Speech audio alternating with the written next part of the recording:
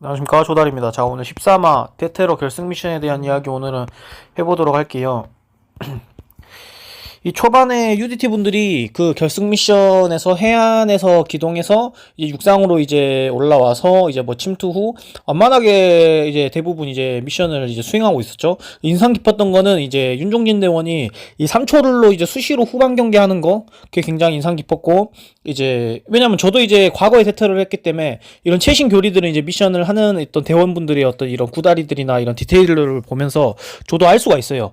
예, 그리고 저는 이제 일반인들보다는 그래도 과거에 몇 번 해봤기 때문에 혹시라도 이런 비슷한 미션이나 이런 비슷한 어떤 작전들을 다시 중간에 하게 된다라고 하면 그래도 금방 이해하지 않을까라는 생각을 조심스럽게 하고 있습니다. 예. 그리고 또 이제 권호재 대원이 이제 각 잡아가면서 그러니까 각이라는 게 상대는 내가 잘 이제 안 보이고 나는 이제 상대를 잘 보이게 하는 이런 사각지대의 각을 말하는 거거든요. 그래서 특수부대 이 출신 대빵하고 이제 다이다이 쪼갰잖아요. 예, 마지막에 첫 번째 이제 폭탄 그 제거해야 되는 그 스팟에서 그때 이제 굉장히 멋있었고, 결국에는 권호재 대원님이 이제 다이다이 쪼갰을 때 이 통로와 통로를 두고 하고, 또 대항구는 이 은원패를 이용한 상태에서 좀 더 유리한 상황이었지만 하고, 또 먼저 그 통로를 기다리고 있었고, 예, 근데 이제 권호재 대원님이 이렇게 사살을 멋지게 얼마나 지체 안 된 상태에서 해서 굉장히 이제 멋있었다. 하지만은 이제 그 대항군들은 좀 이제 불리하다라고 이제 제가 생각하는 거는 페인트 타는 이게 좀 더 이게 정확도가 떨어진다는 거 한 번 더 이제 언급해드리고 싶다라는 부분이 있고요. 하고 또 뭐 영화의 한 장면 같았어요, 진짜로. 그리고 각 잡아가면서 쪼개갖고 이렇게 잡는 거. 하고 또 이 부비 트랩이 이제 또 기동하다가 발견을 했었잖아요, UDT 분들이. 그게 굉장히 그게 예리하고 멋있었지만은, 더 솔저스 제가 이제 미션 할 때도 부비 트랩이 이제 많이 있었었는데, 부비 트랩이 그 만들고 할 때 설치할 때 주로 낚싯줄로 하거든요. 그래서 낚싯줄로 하다 보니 이 부비 트랩을 잘 이제 식별할 수 있거나 할 때 이게 빛에 되게 약해요, 낚싯줄이. 그래서 빛이 비치는 야외이다 보니까 오히려 좀 더 부비 트랩이 잘 걸렸을 것 같고, 그치만 이제 우리가 간과할 수 없는 거는 우리가 미션에 집중해 있기 때문에 어느 순간 어디에, 왜냐면 장시간의 미션 중에서 언제 부비 트랩이 나올 거라고 우리가 예상하면서 계속 미션을 할 수는 없거든요. 왜냐면 진행해야 되는 어떤 미션이나 이 주어진 하달된 어떤 그런 그 구간마다의 그런 미션들이 있기 때문에, 근데 이제 부비 트랩을 잘 봤다. 그리고 야외에서 이제 또 주간에 했기 때문에 좀 더 빛에 반사돼서 부비 트랩을 좀 더 식별을 잘 할 수 있지 않았을까라는 어떤 생각이 들고, 저도 더솔저스 했었을 때 그 밥을 먹고 와가지고 지금 자꾸 좀 숨이 안 쉬어져서, 이 부비 트랩을 동굴 미션 했었을 때 저희는 이제 1, 2위가 아닌 3위를 해가지고 동굴 미션 한 번 더 했었는데, 그때 이제 저도 이제 부비 트랩을 많이 식별을 하고자 그때 계속 후레쉬를 다각도에서 많이 비쳤던 걸로 제가 기억나거든요. 그래서 빛에 약하다는 걸 제가 알고 있고, 부비 트랩을 만들 때 분명히 낚싯줄로 이제 만들 거란 거 어느 정도 예상하고 이제 알았기 때문에, 그래서 그때 이제 찰리 팀에서 제가 증속돼 있을 때 굉장히 부비 트랩을 잘 극복하지 않았나라는 생각을 하고 있어요. 그래서 그런 것들, 예. 그래서 UDT의 초반 페이스 굉장히 순조로웠다는 거 이제 알 수 있고, 하고 구민철 대원이 이제 부비 트랩을 이제 발견했었을 때 제거하잖아요. 제거할 때도 디테일이라고 한다면은 이제 폭약이 설치가 돼 있는, 예, 고정돼 있는 줄이 있고, 이제 그 줄이 이제 팽창해지면 부비 트랩이 터지잖아요. 근데 그 반대쪽을 사정없이 끊는 거 보고 그것도 이제 하나의 디테일이지 않나라는 부분이 있다. 하고, 또 구민철 대원의 또 한 구다리는 이제 옥상으로 이제 진입하잖아요, 사다리를 타고. 그때 이제 바로 그냥 서둘러서 올라가지 않고 이제 보조하기를 꺼내갖고 이제 먼저 그 주변을 이제 스캔하는 거, 그런 것도 이제 강철부대 1에서도 나왔지만은 이것도 이제 하나의 디테일이라고 할 수 있겠다라는 거. 근데 이런 게 뭔가 당연한 건데도 이제 미션을 실제 들어가면 덥고 힘들고 숨차고 장비들 무겁고 신경 써야 될 것들 많고 긴장되고, 뭐 카메라맨들 옆에 계속 붙어 있다 보니까 신경 쓰이고, 그럼에도 불구하고 이런 미션 절차들을 하는 건 있기 때문에 플레이어분들이 굉장히 대단한 거고, 어느 예비역이 고순도의 어떤 훈련을 받고 와서 이런 미션을 한다고 해도 제 실력 발휘가 안 될 수가 있어요. 예. 이런 강철부대 프로그램은 또 어떤 실제 작전하고는 또 틀린 거기 때문에 다방면에 또 요소들이 많거든요. 그래서 그런 것들 한 번 더 상기시켜주고 싶다 하고, 또 이런 것들을 제가 좀 더 디테일을 여러분한테 알려주게 되면 여러분들도 이런 것들 이해하고, 또 모르는 사람들은 또 알 수가 있기 때문에 좀 재밌지 않나 라는 부분이 있고, 하고 또 강철부대가 그래도 뭐 국가가 부른다 더 솔저스보다는 좀 더 재밌다라고 생각하는 거, 예전에는 이게 강철부대 원했을 때는 지루하다 생각했어요. 그게 뭐였냐면, 또 이제 제가 언급하는 거지만 패널분들이 그래도 일반인들 시각, 뭐 할아버지 할머니 어머니 아버지의 어떤 눈높이로서 이렇게 좀 뭔가 디테일하게 설명해 줄 수 있는 거. 예, 뭐 어떤 너무 전문가가 설명하고 막 영어 써가고 이러다 보니까 이해가 잘 안 되거든요. 근데 그 사람들이 쉽게 설명해 주는 거예요. 뭐 여자 패널도 있다 보니까 여자의 시각에서도 이야기해 주고 그런 것들하고 또 특수부대 전문가인 또 이제 박군 선배님 되게 길게 군 생활 하셨죠. 최영재 마스터님, 그다음에 또 스포츠 쪽의 전문가이신 이제 김동현 그 패널분들이 이렇게 설명들을 굉장히 받쳐주고 또 나는 어떨 것 같다. 아, 이거 되게 힘들 것 같다. 이러면서 본인들의 어떤 신경들도 계속 이제 뱉기 때문에 이런 것들이 좀 더 재미가 배가 되고 몰입도도 좀 많이 생기는 것 같다. 그래서 좀 이런 게 저는 예전에 이게 되게 지루하다 생각했었는데 이게 어쩌면은 강철부대 굉장히 흥행할 수 있는 그런 어떤 또 요소였던 것 같기도 합니다.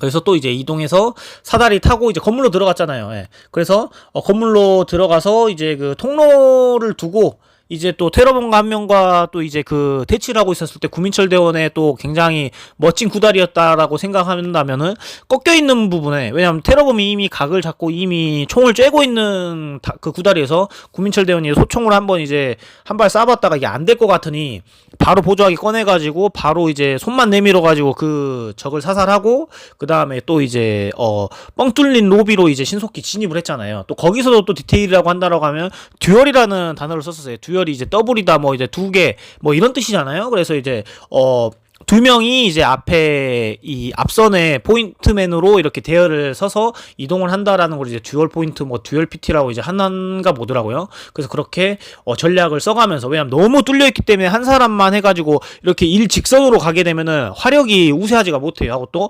다방면에서 전체적으로 공격이 들어왔었을 때 신속 대응이 좀 어렵거든요. 그래서 그렇게 듀얼 대열을 이렇게 2-2로 이렇게 쓰지 않았나라는 생각이 들고, 그렇다. 그리고 또 굉장히 또 포인트였고 또 굉장히 재밌는 요소는 그냥 그 대항군들이 막 뭐 생각 없이, 과거에는 좀 약간 대항군들의 대항 능력이 좀 떨어졌다라고 한다면 지금 이제 보스분들, 특수부대 출신들 보스분들이 한 명씩 이제 스팟마다 이제 배치가 되면서 이 대항군들을 컨트롤하기도 하고 이제 대항군들하고 이제 뭐 같이 이렇게 합을 맞추는 어떤 느낌을 보여줘서 굉장히 재밌었고 대항 능력이 높아졌다라는 걸 제가 알 수가 있었습니다. 특히 어떤 구달이었냐면 두 번째 폭탄을 제거하러 갈 때 그 대항군의 대빵이 이제 전체 뭐 공격 뭐 이런 식으로 했었잖아요. 그래서 그때 약간 패싸움 느낌도 나고 전체 교전이 되다 보니까 어떤 이렇게 화력이 막 이렇게 막 왁자지껄 하면서 막 이렇게 뭔가 풍비백산이라 해야 되나?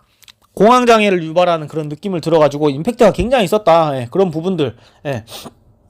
그래서 그런 어떤 디테일들이 강철부대에서 많이 신경 썼다라는 거 이제 생각이 들고요. 그리고 구민철 대원이 또 후반부에 1층에 교전 시 페인트탄 1층으로 내려가는 길에 교전하다가 페인트탄 다리에 맞았잖아요. 근데 저도 이제 더 솔저스에서 굉장히 재밌는 부분이 뭐냐면, 저도 미션 중에 페인트탄 맞은 걸 봤거든요.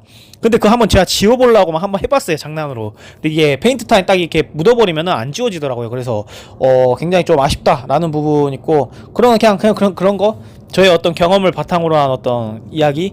그리고 또 권호재 대원이 이제 마지막 폭탄을 이제 제거하는 과정에서 부비 트랩에 걸렸잖아요. 근데 그거는 작전을 잘하는 할아버지가 와도 대부분이 걸리지 않았을까라는 생각을 합니다. 예. 이유가 뭐냐 하고, 또 작전의 목표가 뭐였어요? 폭탄을 다 제거해라, 폭탄 3개를 제거하라고 이제 이야기를 했었기 때문에, 그게 우리가 폭탄이 뭐 밀집되어 있는 것도 아니고 폭탄 3개를 빵빵빵빵빵 이렇게 신속하게 제거할 수 있는 부분도 아니었고, 중간중간에 어떤 위기들이 봉착해 있고 하고, 또 굉장히 체력 소모가 많이 되는 바운더리 하고 또 여러가지 신경 써야 되는 요소들이 있다 했잖아요. 그렇기 때문에 거기에 또 부비 트랩이 있을 거다라고 부비 트랩을 계속 생각하면서 미션을 할 수가 없어요. 예. 우리가 시청자는 보니까 이게 답답하고 이 전체적인 상황들이 그려지잖아요. 우린 편안하게 지금 막 호흡이 가쁘지도 않고 재밌게 보고 있다 보니까. 근데 실제 이제 플레이로 들어가다 보면은 이게 뭐 아무리 현역분들이 뭐 고순도의 훈련을 받고 왔다고 하더라도 이 부비 트랩은 어쩔 수가 없어요. 폭탄에 부비 트랩이 설치했다. 실제 작전 때도 그렇게 하는지 모르겠습니다.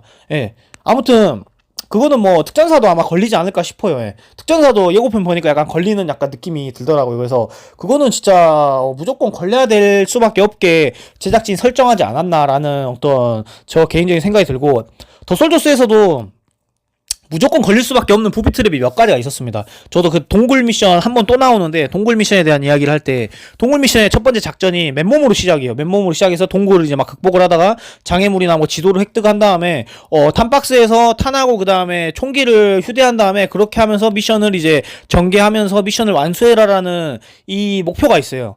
그렇기 때문에 우리는 신속히 이동을 해서 탄을 찾고 이 총기를 찾아야겠다는 생각에 거의 지배적이거든요. 그러다 보니까 탄을 발견했을 때 어떤 박스를 발견해서 이 총을 이제 획득하려고 할 때 그 목표가 굉장히 좀 앞서 있기 때문에 부비 트랩이 있을 거란 생각을 못 하거든요. 길을 걸어가다가 혹은 뭐 통로를 개척하다가 부비 트랩은 다 잡았는데, 그러다 보니까 이것도 약간 이 권호재 대원님이 이 빠르게 빨리 폭탄을 제거하고 초를 이제 좀 깎아보려는 어떤 이런 심산?